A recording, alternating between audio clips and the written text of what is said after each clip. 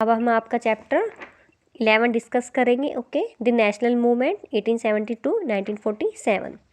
हम स्टार्ट करते हैं। द एमरजेंस ऑफ नेशनलिज्म, हम इसमें पैरा में देखेंगे कि राष्ट्रवाद का, नेशनलिज्म का उदय, एमरजेंस कैसे हुआ। The above mentioned developments led the people to ask a crucial questions.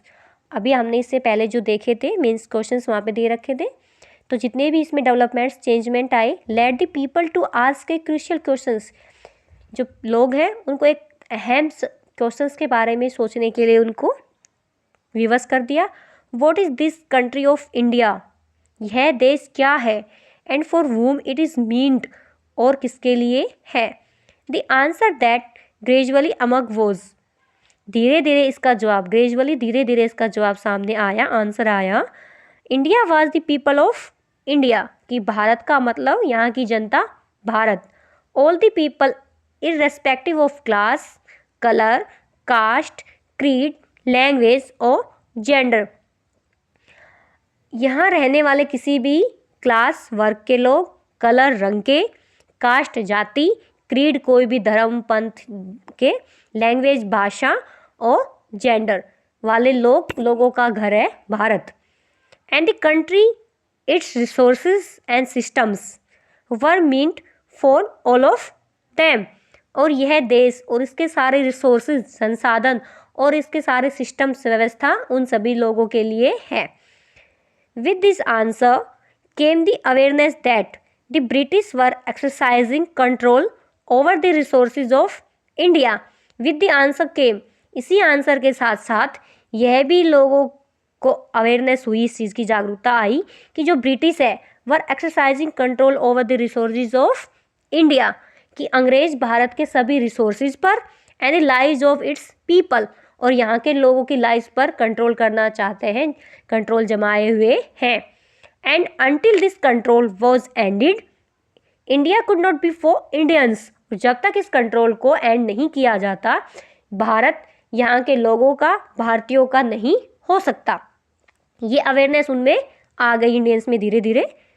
The consciousness began to be clearly stated by the political associations, ये जो कॉन्शियसनेस आई थी, ये जो चेतना आई थी, ये जो जागरूकता आई थी, began to be clearly stated by the political association form after 1815।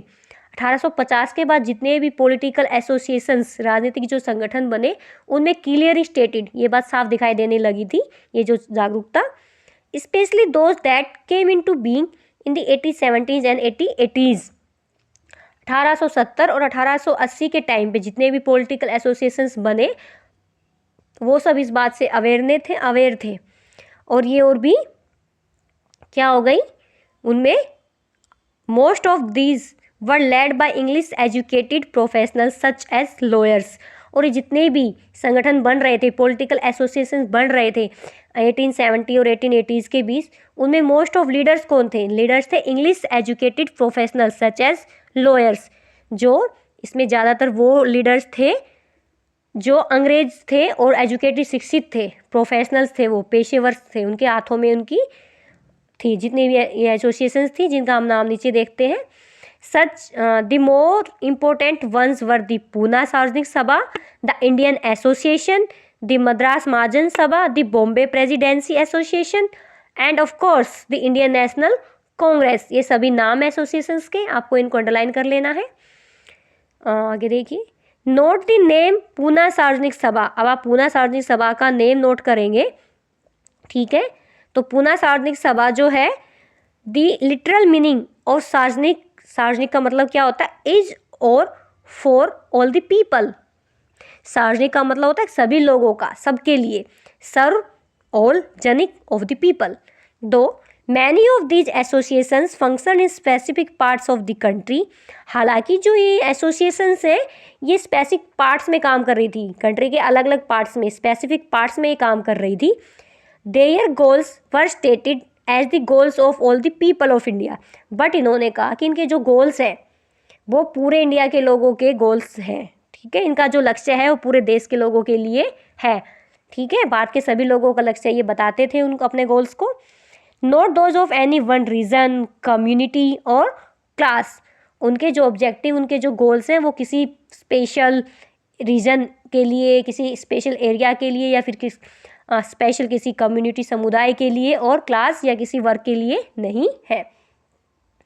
They work with the idea that the people should be sovereign. ये इस आइडिया के साथ काम कर रहे थे कि सारे लोग कैसे हो, सोवर्जन। सोवर्जन का मतलब क्या होता है? संप्रभु। संप्रभु का मतलब होता है कि जो भारी इंटरफेयर के बिना, भारी हस्तक्षेप के बिना, भारी आउटसाइडर इंटरफेयर के बिना फ्रीडम रूप से अपने स्टेप्स उठाने की उनमें कैपेसिटी हो। ठीक है, आपकी बुक में लिया हुआ है ये रहा, the capacity to act independently without outside interference. भारी इंटरफेरेंस के बिना फ्रीडमली, स्वतंत्र रूप से कदम उठाने की उसमें कैपेसिटी होनी, क्षमता होनी। इंडिया भी है एक कि अपने विदेशी मैटर्स में इंडिया जो है वो किसी के कंट्रोल में नहीं है, अपने अकॉर्डिंग अपने जो एक्ट है वो करता है, तो दैट सोवर्जन। इंडिया को भी संप्रभु कहा जाता है। अ मॉडर्न कॉन्शियसनेस एंड अ की फीचर ऑफ नेशनलिज्म। और जो संप्रभु की जो हमने ये देखा है, ये जो हमने एलिमेंट हमने देखा है संप्रभु, ये एक मॉडर्न, ये आधुनिक विचार और नेशनलिज्म, राष्ट्रवाद का मेन बुनियादी तत्व है। ठीक है, की फीचर है। They believe that the Indian people should B empowered. इनका विश्वास है कि जो इंडियन पीपल है शुड बी एम्पावर्ड, उनको आज़ादी होनी चाहिए टू टेक डिसीजंस लेने की, रिगार्डिंग देयर अफेयर्स, जो उनके मामले हैं उनमें उनको फैसले लेने की आज़ादी होनी चाहिए, एम्पावर्ड शक्ति उनको होनी चाहिए।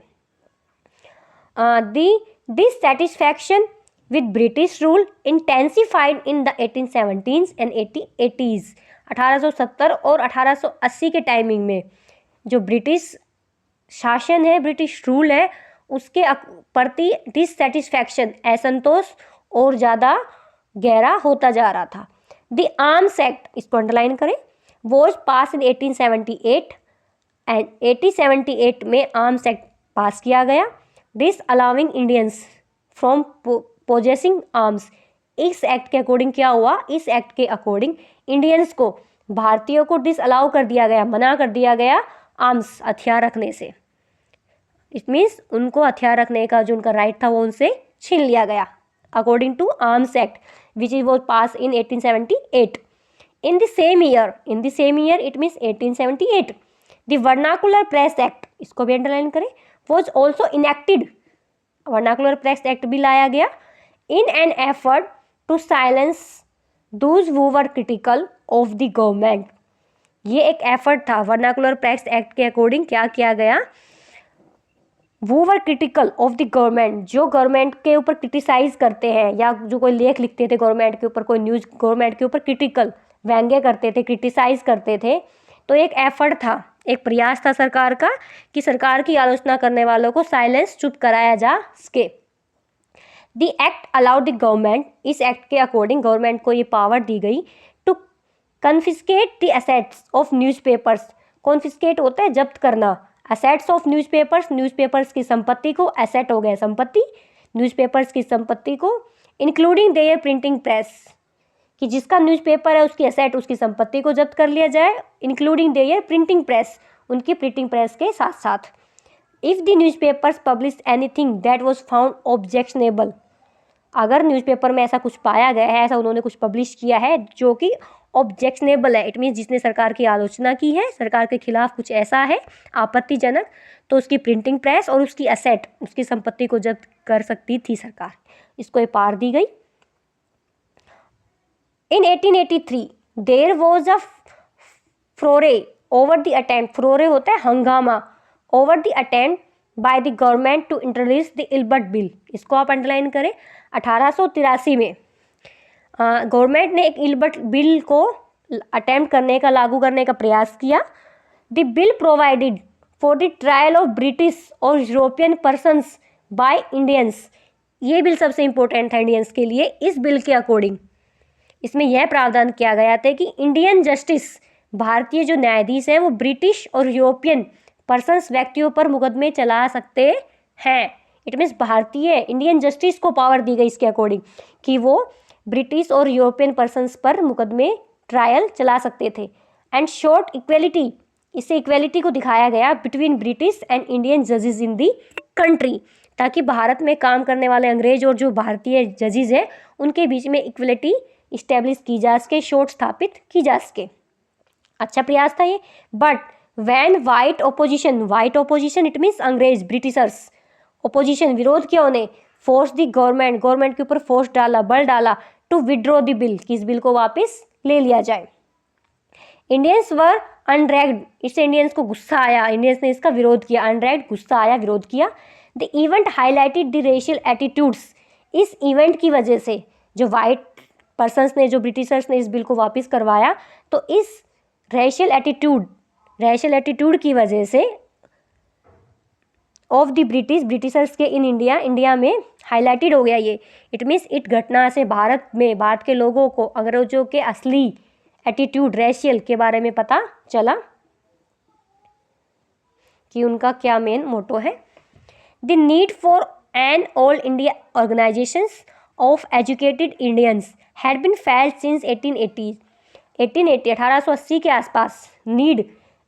ये एक नीड पढ़े लिखे भारतीयों, जो एजुकेटेड इंडियंस थी, पढ़े लिखे भारतीयों के लिए एक ऑल इंडिया ऑर्गेनाइजेशंस की, पढ़े लिखे भारतीयों की एक अखिल भारतीय संगठन की ज़रूरत महसूस की जाने लगी, कि एक एजुकेशन एसोसिएशन होना चाहिए पढ़े लिखे भारतीयों का।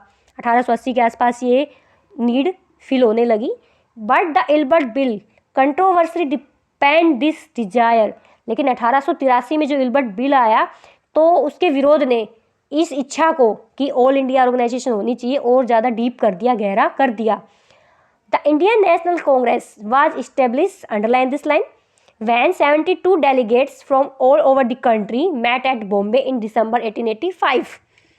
1885 में ऑल ओवर कंट्री के 72 डेलीगेट्स, 72 प्रतिनिधियों ने बॉम्बे में एक एसोसिएशन सभा की उन्होंने, और एक द इंडियन नेशनल कांग्रेस की स्थापना की, भारतीय राष्ट्रीय कांग्रेस की स्थापना का फैसला लिया। कब? 1885 में। कितने डेलीगेट्स थे? 72।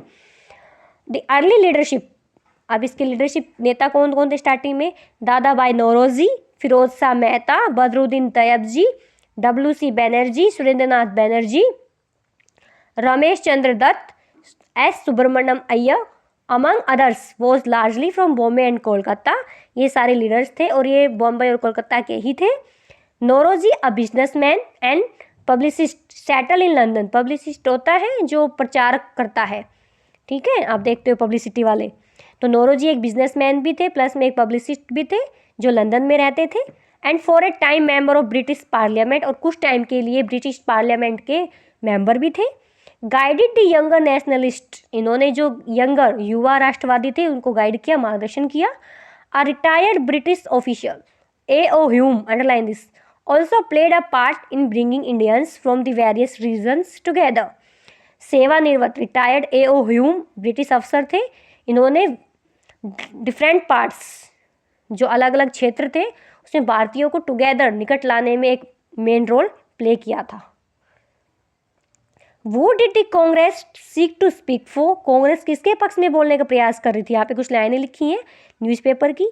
A newspaper the Indian mirror newspaper की लाइनें हैं। रोट इन जनवरी 1886, जिसमें 1886 में लिखा हुआ था। The first national Congress at Bombay में आयोजित प्रथम राष्ट्रीय कांग्रेस इज द न्यूक्लियस, केंद्रक है, ऑफ ए फ्यूचर पार्लियामेंट, हमारी भविष्य की संसद का, फॉर आवर कंट्री, कि बम्बई में आयोजित प्रथम राष्ट्रीय कांग्रेस हमारे देश की फ्यूचर, भविष्य की संसद का न्यूक्लियस, केंद्रक है। And will lead to the good of inconceivable magnitude for all over countryman, और यह हमारे कंट्रीमैन देशवासियों के लिए इनकन्वेंसलेबल, अनबिलीवेबल, अकल्पनीय रूप से, मैग्नीट्यूड परिणाम, और गुड अच्छे, लाभकारी। इट मीन्स ये हमारे देशवासियों के लिए अकल्पनीय, जिनको हम बिलीव नहीं कर सकते, अकल्पनीय रूप से गुड, लाभकारी, मैग्नीट्यूड परिणामों को जन्म देगी। Badruddin Tyabji address the Congress as president in 1887। अब क्वेश्चन बन सकता है 1887 में कांग्रेस को किसने एड्रेस किया, प्रेसिडेंट कौन था? तो Badruddin Tyabji. This Congress is compose of the representatives not of any one class or committee of India but of all the different committees of India। कि दिस कांग्रेस, कि ये जो कांग्रेस है ये of the representatives, any one class की कांग्रेस, भारतीय किसी एक वन क्लास से, वन कमिटी से प्रतिनिधियों से मिलकर नहीं बनी है, बट ये different communities of India, Bharat की सभी कम्युनिटी से मिलकर के बनी संस्था है, अकॉर्डिंग टू बदरुद्दीन तैयब जी। आगे है a nation in the making. A nation in the making, ये हम नेक्स्ट वीडियो में देखेंगे।